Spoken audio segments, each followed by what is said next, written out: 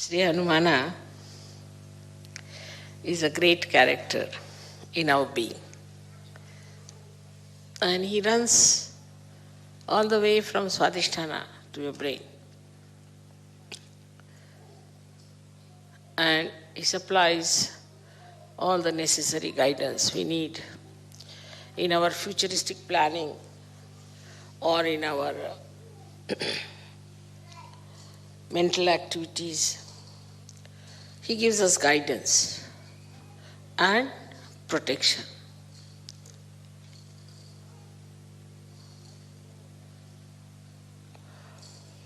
As you know that Germany is a place where people are very active, very right-sided, use their brain too much, and they are very machine-oriented also. It is very surprising how a deity like Sri Hanumana, who is an eternal child, because he was like a monkey, his head was that of a monkey, if not of an elephant. So he was an eternal child, and he was the one who was used to run the right side of human beings. He was told that you must control the sun to begin with. He has to control the sun, that the sun in the people, if there is too much sun, then he must try to control it and make it cooler or smoother. So he was a child after all. So as soon he was born, when he knew that he has to look after the sun, he said, why not eat it off? So he ran up the Virata's body and ate up the Surya. There he had to be told, no, you have to control him. You don't have to put him inside your stomach. Because he thought that this sun will be controlled better if he has it in his own stomach. So the beauty of his character is that he's a child. And the childlike behavior of Sri Hanumana has to control the right side. If there's a right-sided mother or a right-sided father. Normally, right-sided people don't get children, normally. They're over right-sided, then even they get children, but they're really not liked by the children because they have no time for children. They all the time are very strict with the children. They shout at them. They don't know how to handle the children. Or they are over-indulgent because they always think that I never got this, so let me give it to the child. So these extreme type of people who are right-sided have got this Hanumana who is nothing but a child. He is very anxious to do the work of Sri Rama. Now Sri Rama is a character, I would say, which is full of balance. Absolutely. He is the benevolent king, which Socrates has described. So he needed somebody with him all the time to do the work or to supply him or to help him, like a secretary you can call him. And Sri Hanumana was the one who was created for this purpose.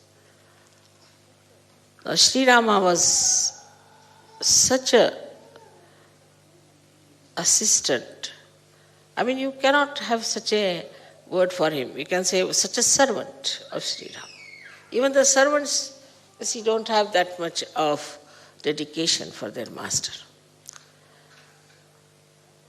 You can say like a dog or a horse, but that also doesn't have such dedication for Sri Rama that by the time he grew up, he got now 9 siddhis, Navadha siddhis. 9 siddhis he got. These siddhis are like this, that he could become big, he could become so heavy that nobody could lift him. He could become so sukshma that nobody could see him. He could become so subtle that nobody could see him. There are 9 siddhis that he got. So, a person who has got the right side too much in him, he controls him with these 9 siddhis. Now, how will he control a man who is running very fast in his life? What he does is to control his movement. He makes him in such a way that he has to put down his speed. He makes his feet very heavy. Now he can't do that much. Or he makes his hands very heavy. So the person cannot work very much with his hands. So he can give a tremendous kind of a lethargic heaviness to a person who is a very right-sided person. He has got another siddhis, which are very interesting, is that he can extend he doesn't have many weapons. He has only one gada in his hand. And he can extend his tail to any extent. And he can handle people with his tails. He does not have to use his hand. Sitting down here, he can put the tail around anywhere. If he wants, he can just make a mountain of his tail and sit on that. Like he has all these monkey tricks, as you call them, you see. And all these things he has within himself is to control a person who is extremely right-sided, to begin with. Then he can fly in the air. Just he doesn't have any wings, but he can just fly in the air.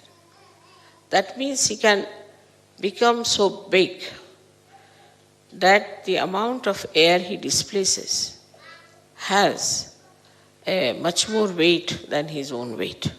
Just the same principle Archimedes, if you know the Archimedes principle. That he becomes so big that his body starts floating in the air. Like a boat, you see, you can call it. And he can fly in the air. And by flying in the air, he can carry the message from one to another through the ether. Now the shuttle of the ether that we have is under the command of Sri Hanumana. He is the one who controls, or is the lord of this ether, the shuttle of the ether, or say the causal of the ether. And through it, it communicates.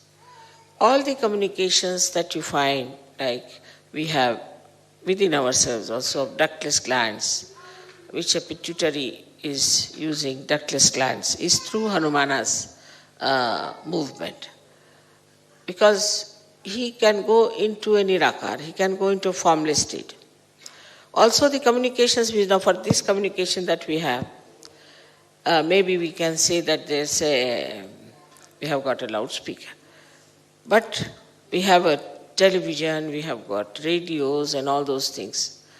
Where we catch on to the ether anything is all the blessings of Hanumana and are available to people who are right-sided. Only the right-sided people discover these things of the space, which we call as a cordless telephone or a thing without.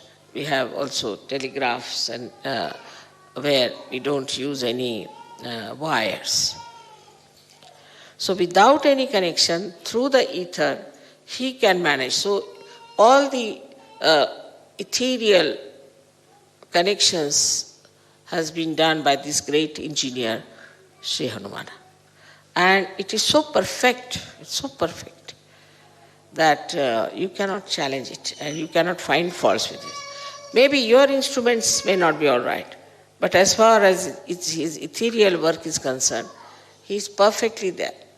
Now the scientists discover it and think that it is in the nature, but they never think, how can it be? We say something in the ether, and how is it is received on the other hand? They just take it for granted that it is so, that we say something here or we relay something on the television and it is seen the other side. But they never even think or search out how it is done, what is the way. And this is what is the work of Sri Hanumana, who has done such a beautiful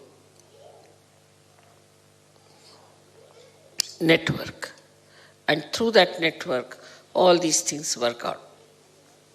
So, even on the right side, the vibrations we get in the molecules, as you know that we get molecules like sulfur dioxide. If you have the sulfur has 2 oxygen, and the oxygen goes on pulsating like that.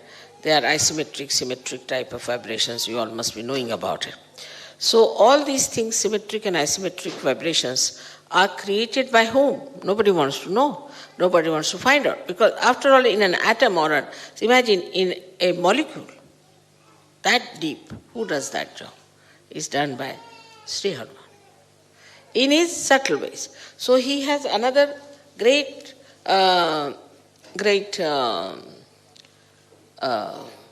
siddhi, which we call as anima. Anima, anu means a molecule. And that means it can enter into a molecule, or Renu is the atom. It can enter into molecule or into atom. Now many scientists think that they are in the modern times they discovered the molecules. It's not so, because it's already in our old scriptures description of anima is there, is of anu, renu is there. So it's already described there. Now, then wherever you see the electromagnetic forces working, it is worked through Hanumana's blessings. He is the one who creates electromagnetic forces. So now we can see that as Ganesha has got the magnetic force in him, he is the magnet. He has got the magnetic force. Then we can say the electromagnetic is the one which we call as Hanumana's force, on the material side of it. But from the matter, he goes up to the brain. So he rises from Swadhisthana up to the brain. So in the brain also, he creates the co-relationships of different sides of our brain. So how much he gives us? I mean, we can say if Ganesha gives us the wisdom, then he gives us the power to think. He protects us also, that we should not think of bad things. That is, we can say that if Ganesha gives us the wisdom, then Sri Hanumana gives us the conscience.